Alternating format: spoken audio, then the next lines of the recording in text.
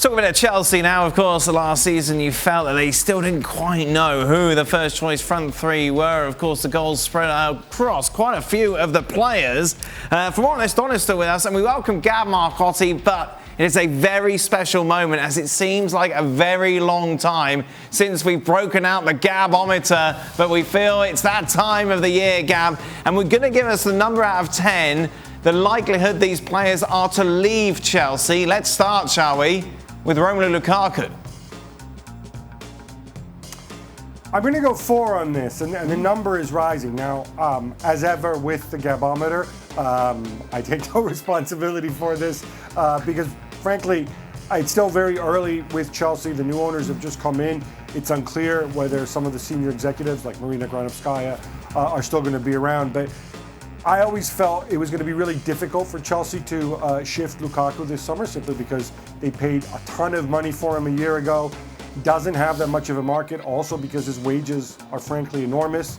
But there was an indication, of course, last week with his lawyer meeting Inter, and it was just an informational discussion about the possibility of him maybe taking a pay cut for a year, maybe going somewhere on loan, taking some of the burden off Chelsea. Now if he is open to that, it may not be Inter, it may be somebody else. And if Thomas Tuchel says, no, I'm done with Lukaku, obviously he wants to play. So that's why I'm coming at a 4. I still think it's going to be difficult. Next up, Gab, Christian Pulisic.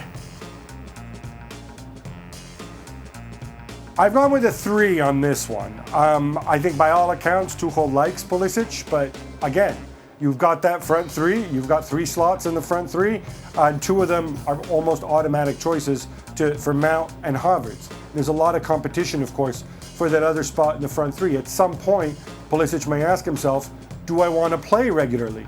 And if he does, might it need to be somewhere else? And I think in Pulisic's case, because he's young, he's somebody who I think would have a market. I think Chelsea know that they could get some money back for him.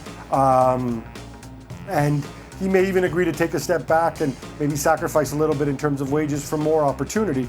But this would have to be down to him. Otherwise, from Chelsea's perspective, I think there's other players they would rather shift first.